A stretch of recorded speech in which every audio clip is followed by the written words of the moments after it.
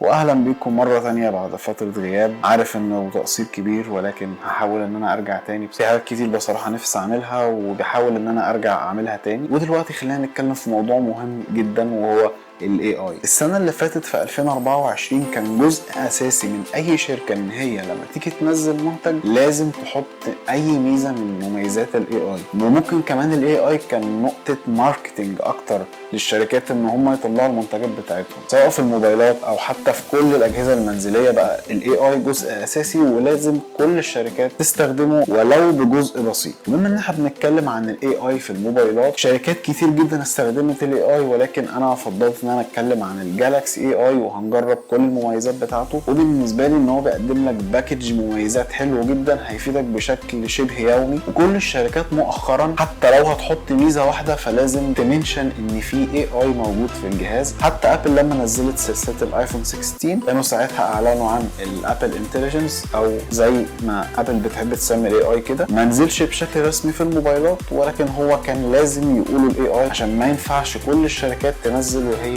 ما تنزلش المميزات. ولكن خلينا في الجالاكسي اي اللي نزل بشكل رسمي واللي فيه مميزات كتير جدا هنتكلم عليها في الفيديو ده.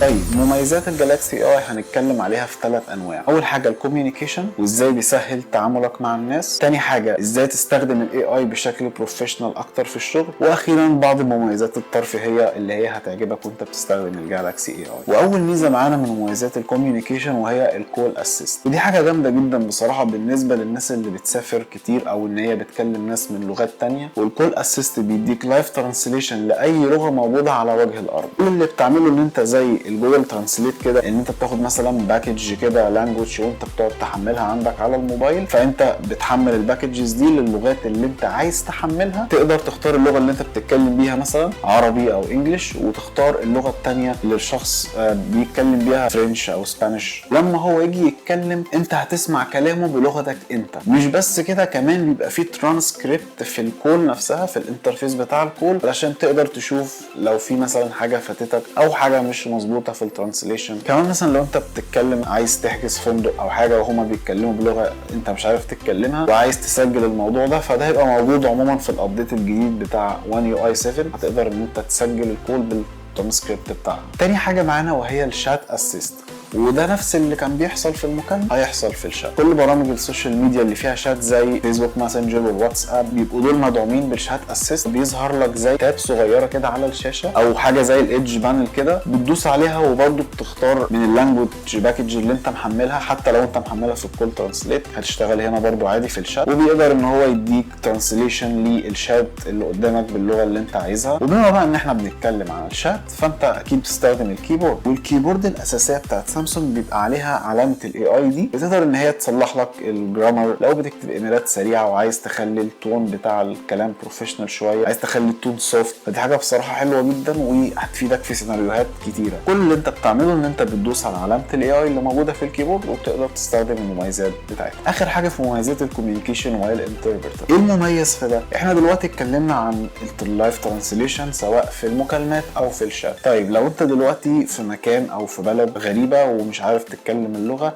وانت عايز تكلم شخص قدامك، الطبيعي ان انت بتروح على جوجل ترانسليت تكتب التكست او تخليه هو يتكلم وتسمع الصوت والكلام ده. هي حاجه شبيهه من كده، ولكن بحركه صغيره جدا هيخلي الموضوع ده عملي جدا. كل عليك انك بتنزل نوتيفيكيشن بانل وبتختار الانتربريتر، بتدوس على الايكون فوق بتسبلت الشاشه وبتبقى ناحيتين. اللغه الاساسيه هي اللي ظاهره قدامك واللغه الثانيه ظاهره للشخص اللي قدامك وانت ماسك الموبايل، من غير ما تضطر انك توري له الموبايل او ان انت تدي التليفون لحد عشان يشوف الكلام بتاعك. لا، هو التليفون مكانه كانه في وضع طبيعي ماسكه كده، والكلام بيظهر له الناحيه الثانيه بالسبليت بتاع الشاشه. الموضوع ده كمان بيبقى حلو جدا بقى في الموبايلات الفولد، لان انت الشاشه بتتقسم نصين، فهو بيبقى شايف شاشه وانت عندك الشاشه باللغه بتاعتك انت. وطول ما انت محمل الباكجز دي هتقدر تستفيد بالمميزات بتاعتها اوف لاين. اللغه بقت بس مجرد وسيله للتواصل وبقت اسهل بكتير مع الجالاكسي اي. طيب نخش بقى على المميزات البروفيشنال. اول حاجه النوت اسيست. الطبيعي ان كل موبايل بيبقى فيه نوت وبتكتب فيه اي حاجه، مثلا نقط مهمه، محاضرات،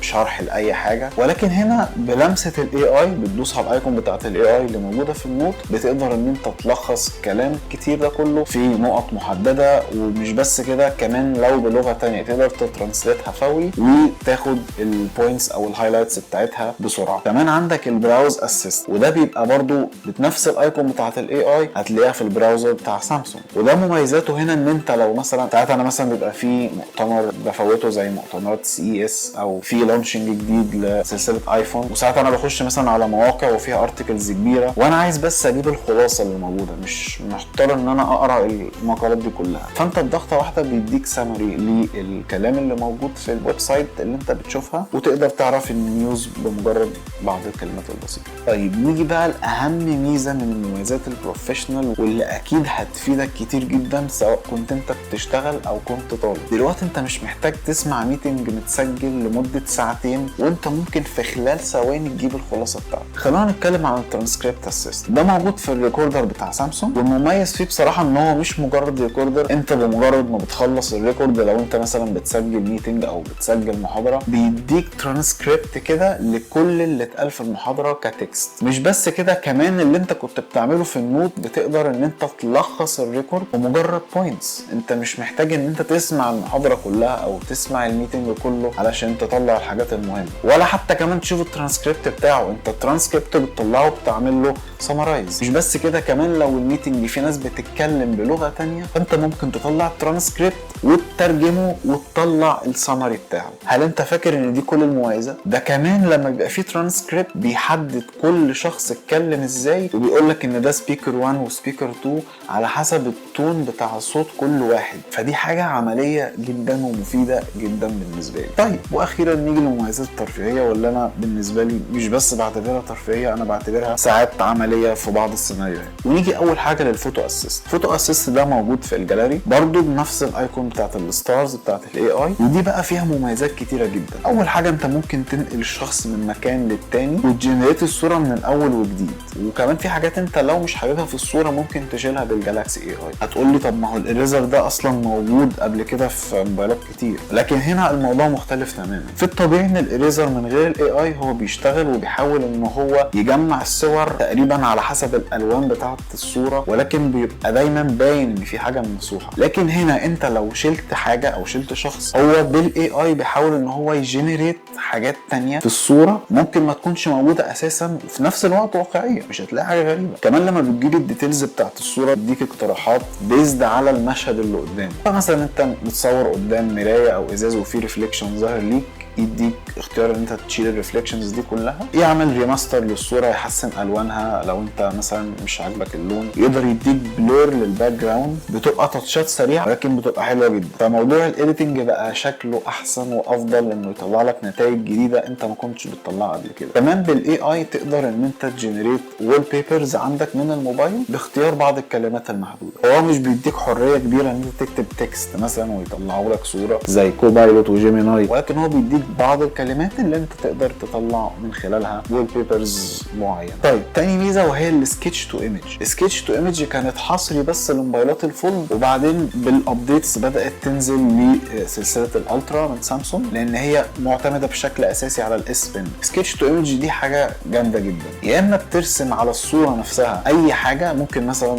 الصوره تلاقيها فاضيه فانت عايز ترسم عربيه في الشارع او ترسم اي حاجه بشكل عشوائي، والشكل العشوائي اللي انت رسمته بيطلع لك صوره واقعيه. وساعات كمان لو الصوره واضحه او بكواليتي عاليه بيراعي حته اللايت، يعني لو الضوء داخل كده لا بيديك ظل الناحيه الثانيه في الشيء اللي انت رسمه. مش بس كده، كمان انت ممكن من الشاشه بمجرد ما تطلع الاس بن ترسم اي حاجه عشوائيه او ترسم في النوت، وتقدر ان انت تجنريت رسمه كامله بيها. وبتختار ممكن تطلعها سكتش، ممكن تطلعها كرتون، ممكن تطلعها 3 دي. ولو مش عاجبك الصور اللي طلعت ممكن تختار صور تانية او يديك اقتراحات تانية تستخدمها. دي ميزه ممكن تكون ترفيهيه قوي، ناس مش هتفهمها تقول لك طب انا ليه ارسم واعمل الحاجات دي. انا شايف ان هي عمليه في حته ان هي ممكن تصلح ديفوهات في الصوره، او صوره منظرها مش حلو انت مثلا عايز تزود حاجات. عندك مثلا مسطح مائي، بحيره او ايا كان، عايز مثلا ترسم بط ممكن ترسم مثلا نظارة، تاج، كاب، اي حاجة. الحاجات دي بصراحة حلوة جدا بالنسبة لي، وشايف ان هي يعني بتصلح بعض العيوب في الصورة. طيب احنا اتكلمنا عموما عن الحاجات الاساسية في الجالاكسي اي اي، ولكن الميزة دي حصرية من جوجل لموبايلات الجالاكسي او اللي فئة الفلاجشيب يعني، وهي السيركل سيرش. ان انت مثلا عندك صورة في اي حاجة عجبتك فيها، انت بس بتعلق على الهوم تحت وبتقدر تعمل سيركل على اي حاجة عايز تسيرج عليها وبيديك ريزلت. مثلا صورة لقيت حد مثلا لابس تيشيرت معين او كوتشي او ايا كان، عايز تشوف ده سعره ايه او اسمه ايه او الماركة بتاعته،